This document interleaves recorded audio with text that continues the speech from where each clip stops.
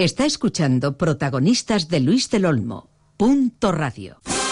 Bueno, saben ustedes, amigos, que llevamos mucho tiempo analizando con políticos, con empresarios, con sindicatos, la crisis económica que nos afecta. Nos hemos preguntado muchas veces cómo los expertos no han podido preverla, la crisis, y por qué parece tan difícil de superar.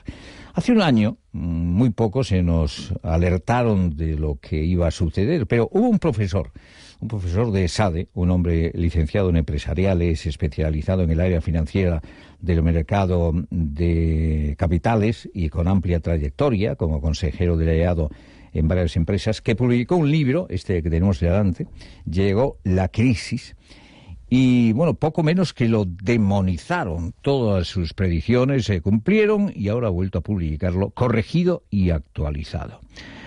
Don José Poal, señor Poal, buenos días. Muy buenos días. ¿Qué tal? ¿Cómo es posible, uno se pregunta, cómo es posible que el Fondo Monetario Internacional, con más de 2.000 asesores, solo acierte un 7% de sus previsiones y llega usted manejando los mismos datos y las clava? Bueno, a ver, yo no he sido el único, aunque en España he sido, yo diría que casi el primero en publicar un libro, porque yo el primer manuscrito lo hice en enero del 2008 y la primera edición la acabé en mayo del 2008.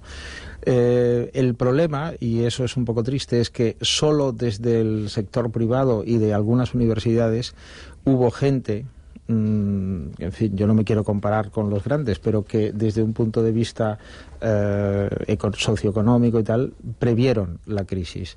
Unos haciendo más hincapié en unas cosas, otros en otras, etcétera, ¿no?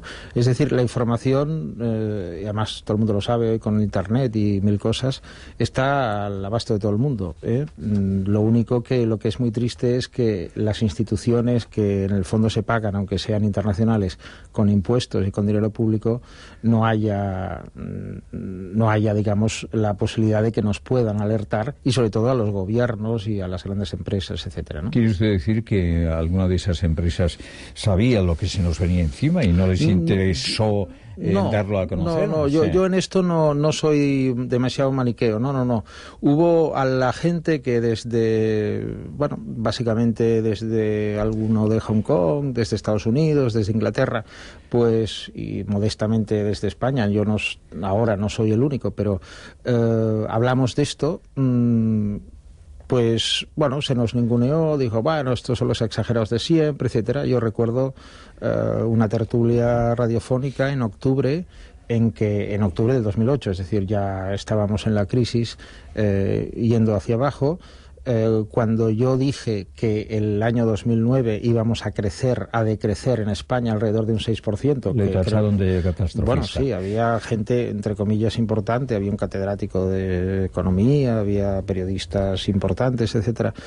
Bueno, yo simplemente soy un estudioso de la crisis y en general de las crisis. Es decir, yo he estudiado con bastante dedicación las anteriores crisis importantes desde el siglo XVII. Entonces creo que tienen algún nexo común, y esta, obviamente, para quien sabía de historia y de crisis, se veía venir. Bueno, la situación está ahí, no hay quien la pare ya, señor Poal. Estas inyecciones constantes de dinero público a los bancos, por ejemplo, ¿esto va a servir para algo? No. No, ¿Ah, no? De hecho, no. A ver, una cosa es evitar un pánico financiero, que obviamente hay que hacerlo, y otra cosa es cómo se hace. Es decir, yo creo que tanto en este país como en algunos otros, en vez de poner dinero prácticamente a fondo perdido para que se mantengan unos bancos o unas lo que sea, o unas cajas de ahorro, lo que se tendría que hacer un análisis de, sin menoscabo de que los depositantes o los clientes pierdan ni un euro, se plantee o liquidar, o porque no sé por qué algunas empresas se han de mantener. ¿Por qué se han de mantener? Si es mucho más barato liquidar y encima pues sus responsables, pues bueno, están encantados y cobrando sus bonus, etcétera, etcétera. Yo creo que una cosa es el dinero que se tenga que dedicar a evitar un pánico financiero, que eso se puede cuantificar, y otra cosa es ir inyectando dinero para que nadie quiebre. Bueno, que nadie quiebre, pero que se liquide. Si le estuviera escuchando el señor Zapatero en este momento, le llamaría y dice, vamos a ver, deme usted entonces la solución. Usted dice que no le tiemble en la mano si tiene que cargarse a alguna empresa. Alguna institución financiera. ¿Alguna institución financiera? Sí, claro. Como por ejemplo. Hombre, el caso que hemos visto impresionante es el de Castilla-La Mancha, ¿no? Es decir, ¿por qué se tiene que mantener Castilla-La Mancha? El Banco de España tenía datos bastante claros desde hacía tiempo, en fin, no sé. Yo creo que, es decir, insisto, los clientes, lo primero, que no pierdan un duro, porque esa es la esencia de que no exista. ¿Pero qué quiere decir? ¿Que hay muchos casos, según usted, como el caso de Caja Castilla-La Mancha? Bueno, no, quizá no en esa digamos, dimensión, pero es obvio que hay muy pocas cajas que están muy sanas. Vamos a hacerlo al revés. Es decir, luego hay en mayor o menor medida pues cajas que tienen ya dificultades, aunque y cajas pues que tienen menos dificultades, ¿no? O sea, si usted fuera ministra de Economía, todas esas cajas que están en dificultades, ¿las daría de baja? No necesariamente todas. Las que sean inviables. O sea, las que con su estructura y sobre todo las que hayan hecho desastres tan monstruosos que no se pueda recuperar, ¿no?, la institución. Por otro lado, es muy, muy, muy improbable que yo sea ministro de Economía o asesor del señor Zapatero. Por lo tanto, lo digo para los señores que tengan estas responsabilidades, que estén muy tranquilos. Bueno, en esta situación en la que estamos ahora, a usted le consta que hay muchos ciudadanos de a pie que están observando, están escuchando las noticias. Dice, a ver, ¿cuándo los pisos? Porque a mí lo que me interesa es comprar un piso, pero como dicen que aguante un pelo, que esto van a bajar, que están bajando, que van a bajar más, le pregunto, sí. ¿Hasta cuándo se irán bajando los pisos en España? ¿Y qué puede suponer esto a nuestra economía? A ver, yo le explico un poco los cálculos que yo he hecho. El mercado americano, que es el primero que empezó a bajar ya en el 2006, es muy probable que haga un mínimo en el 2010, ¿vale? No es el caso español. Yo creo que el caso español... No, pero a mí me interesa lo que ocurre en España, sí, no lo que sucede en América. De acuerdo, pues lo intento resumir. Es decir, yo creo que es posible que dentro de unos meses haya una cierta tranquilidad, pero que será falsa. Y puede haber una cierta estabilización de precios, pero el tramo final de la bajada yo creo que va a ser... O sea, los precios más baratos, para entendernos, puede ser en el 2011-2012, en España.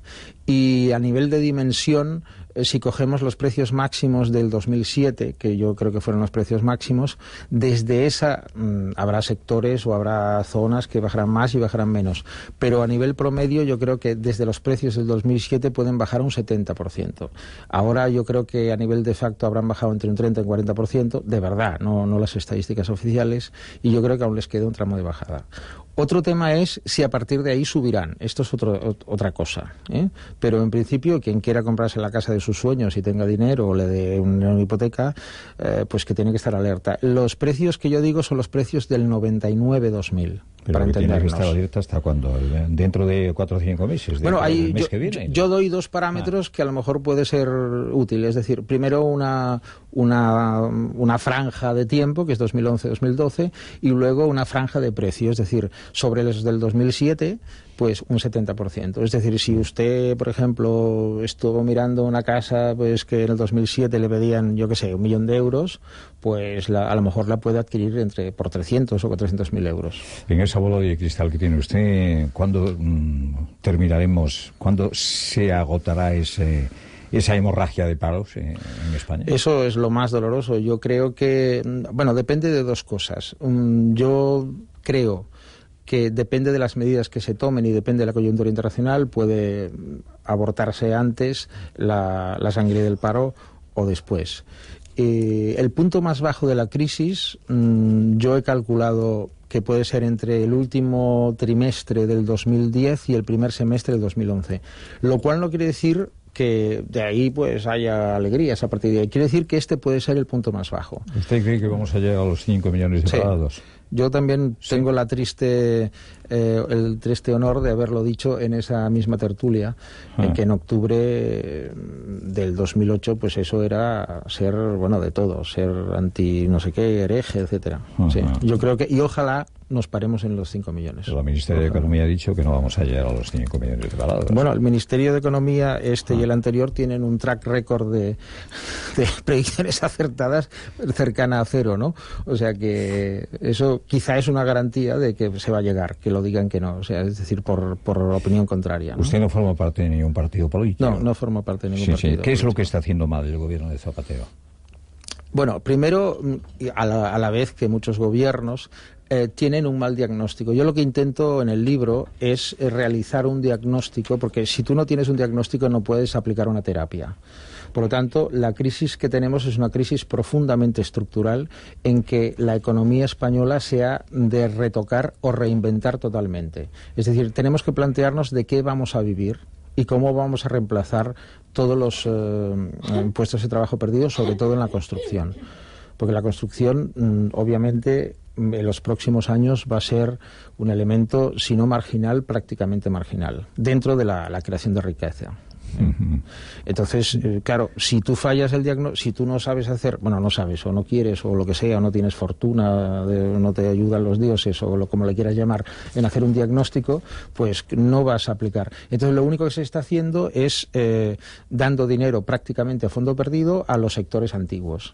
Los sectores antiguos son, pues, la construcción, los inmuebles, los coches, etcétera. Estamos hablando con José Poal Marcet, primer presidente de EPA y es profesor de ESADE. ¿Cuándo ve usted la luz, me dice? No, el punto más bajo lo veo entre finales del 2010 y el primer semestre del 2011.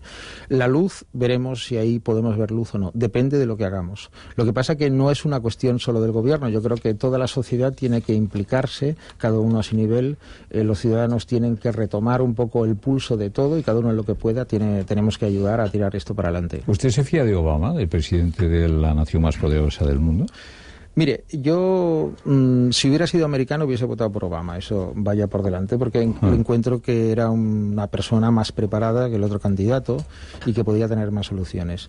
Pero a mí, personalmente, me ha defraudado mucho, cosa que no tiene ninguna importancia, ¿no?, por lo que está haciendo y por cómo se está conduciendo. De entrada, al señor Obama lo financiaron en proporción 4-1 las empresas de Wall Street. El ministro de Economía es como siempre en los últimos años, es un ex ejecutivo, ahora no recuerdo si de Goldman Sachs o algo así. Por otro lado, el plan que tiene no le va a salir por varias razones.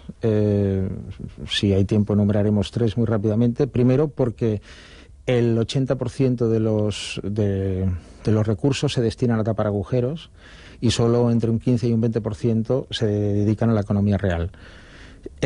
Obama no tiene un plan, tiene una actitud. Lo decía el otro día un asesor, un analista iraní, obviamente en el exilio, decía, el señor Obama no tiene un plan para Oriente Medio, tiene una actitud que se basa en decir, yo no soy Bush, yo no soy Bush, yo no soy Bush. Entonces, claro, si uno critica lo que hace este señor, pues pareces un hereje, porque claro, siendo demócrata, siendo, pues, yo que sé, negro y siguiendo la esperanza, pues, y opino, para que no haya malentendidos, que el señor Bush fue uno de los peores presidentes de todos los tiempos de Estados Unidos. Eso pero opino también que Obama se puede dar la bofetada. Sí. Obama es muy probable que se dé la bofetada. No es que lo opine, es que los hechos son muy contundentes. Pero vamos, si esto sea el mes que viene o dentro de... No, lo que pasa que... a ver, la bofetada, no, porque Obama tiene 3 años y pico de mandato, pero lo que te quiero decir es que... lo que le quiero decir es que es muy probable que el dólar llegue a un momento muy difícil, muy pronto, en 2-3 meses. ¿Se le ocurre algún comentario a este titular de 5 días? La banca tiene ya garantizada la refinanciación de la deuda de 2009. Las cajas de ahorros han sido las más activas en los mercados. Bueno, yo me alegro de que, en fin, a mí me gustaría que el sistema financiero español sacase lo mejor de sí y saliera reforzado de esa crisis. O sea, que a mí me alegro de que tenga la refinanciación del 2009 garantizada. No he leído ese artículo, pero bueno, seguramente... Mi compañero Fermín Bocos, que tiene alma de banquero, en realidad podría ser el mejor banquero del mundo, pero ha preferido mundo yo me conformaría con serlo de Cantabria, donde hay una gran tradición de banqueros. Pero Fermín, querías preguntar al señor Sí, Paul quiero Marchena. saludar a don Josep Pual. Buen día. Hola, buenos días. Una pregunta al hilo de lo que le vengo escuchando, que me parece por otra parte muy